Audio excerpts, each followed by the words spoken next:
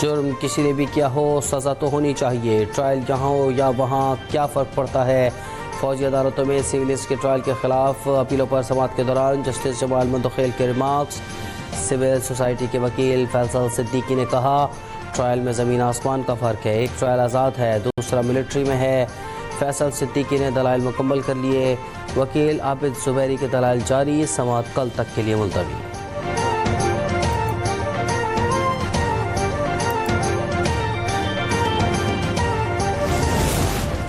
IMF کے اقتصادی جائزہ مشن کی وفاقی وزیر خزانہ محمد اورنگزیب سے وزارت خزانہ میں ملاقات، وزیر خزانہ کی وفد کو معاشی صورتحال پر بریفنگ، عالمی مالیاتی ادارے کو اقتصادی صورتحال، جاری اصلاحات سمیت دیگر امور سے بھی آگاہ کیا۔ IMF وفد معاشی ٹیم سے مذاکرات کے بعد وزارت خزانہ سے روانہ، وزارت خزانہ اور FPR حکام کے ساتھ مزید مذاکرات نجی ہوٹل میں ہوں گے۔ مذاکرات 15 مارچ تک جاری رہیں گے۔ کامیابی کی صورت میں پاکستان کو $1 ارب کی دوسری قسط ملے گی۔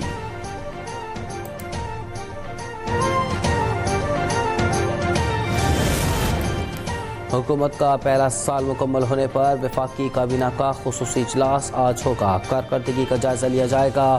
وزیر اعظم شہباز شریف خصوصی اجلاس کی صدارت کریں گے۔ وزیر اعظم اور کابینہ کی جانب سے عوام کے سامنے خزانہ، توانائی، انفارمیشن ٹیکنالوجی اور دیگر وزارتوں کی ایک سالہ کارکردگی پر رپورٹ پیش کی جائے گی۔ سیر افطار میں گیس کی بندش پر وزیر اعظم کو نوٹس، احکامات جاری کر دیے۔ سوئی صدر نے بھی گیس پریشر میں 10% اضافے کا فیصلہ کر لیا۔ دور دراز علاقوں کے لیے سیر افطار سے آدھا گھنٹہ پہلے گیس فراہمی شروع کر دی جائے گی۔ کنٹرول رومز کے ذریعے روزانہ کی بنیاد پر صورتحال کا جائزہ لیا جائے گا۔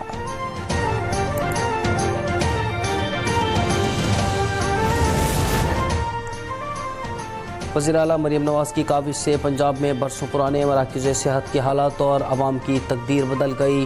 پنجاب کے دور دراز 750 مراکز صحت یورپی ممالک کے کلینک کا منظر پیش کرنے لگے۔ خستہ حال دروازے، ٹوٹا پھوٹا فرنیچر اور بوسیدہ عمارتیں جدید ترین مریم نواز ہیلتھ کلینک میں بدل گئیں۔ کراچی میں کسٹمز اہلکار نان کسٹم گاڑیاں استعمال کرنے لگے۔ سی ویو پر محکمہ ایکسائز اور کسٹم اہلکاروں کا جھگڑا، محکمہ ایکسائز نے 5 گاڑیاں تحویل میں لے لیں۔ وزیر ایکسائز مکیش کمار کی صورتحال سے متعلق وزیر اعلیٰ کو بریفنگ، سی ویو چیک پوسٹ کا معائنہ اور ایکسائز عملے سے ملاقات۔ فینسی اور جعلی نمبر پلیٹس، ٹیمپرڈ اور آلٹر گاڑیوں کے خلاف بلا تفریق کارروائی کی ہدایت۔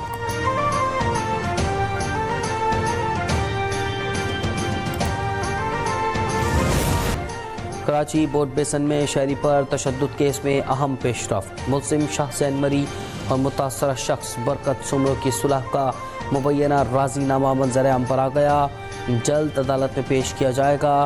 تشدد کا واقعہ چند دن پہلے پیش آیا تھا۔ پنجاب کے متعدد شہروں میں بارش، سرگودا اور گرد و نواح میں موسلادھار بارش اور ژالہ باری، پنڈی پٹیاں، فیصل آباد میں بھی رم جھم، برسات کے باعث جاتی سردی لوٹ آئی۔ اسلام آباد اور راولپنڈی میں بادل برسنے کا سلسلہ وقفے سے جاری۔ ملکہ کوثر مری میں رات کے وقت برف باری، زمین پر چمکتے برف کے ذرات نے وادی کا حسن مزید بڑھا دیا۔ ٹھنڈی یخ ہواؤں کے باوجود سیاح امڈ آئے۔ امریکی صدر ڈونلڈ ٹرمپ نے یوکرین کو دی جانے والی فوجی امداد روک دی۔ وائٹ ہاؤس کی جانب سے بیان میں کہا گیا کہ صدر ٹرمپ امن پر توجہ مرکوز کرنے کے معاملے میں بالکل واضح ہیں اور ہم چاہتے ہیں کہ ہمارے شراکت دار بھی اس مقصد کے لیے پرعزم رہیں۔ ہم امداد کا سلسلہ روکتے ہوئے یہ یقینی بنا رہے ہیں کہ اس سے کسی حل کی طرف جانے میں مدد ملے۔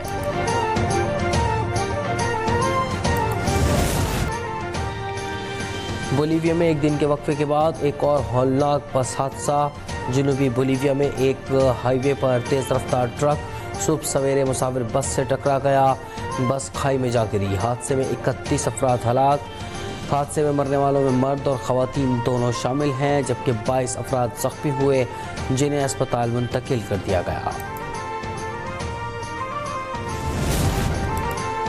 کیتھولک مذہبی رہنما پوپ فرانسس کی طبیعت پھر بگڑ گئی، انہیں دوبارہ وینٹی لیٹر پر منتقل کر دیا گیا۔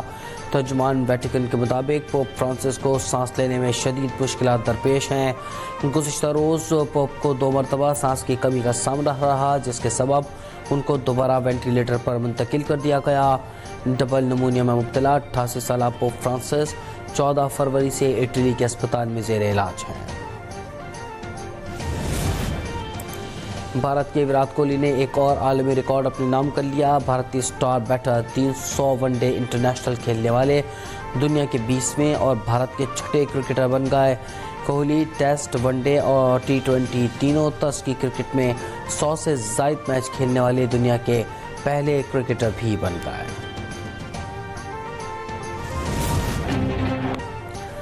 چیمپئنز ٹرافی کا پہلا سیمی فائنل آج ہوگا۔ بھارت اور آسٹریلیا کی ٹیمیں ٹکرائیں گی۔ دوسرا سیمی فائنل 5 مارچ کو جنوبی افریقہ اور نیوزی لینڈ کے درمیان ہوگا۔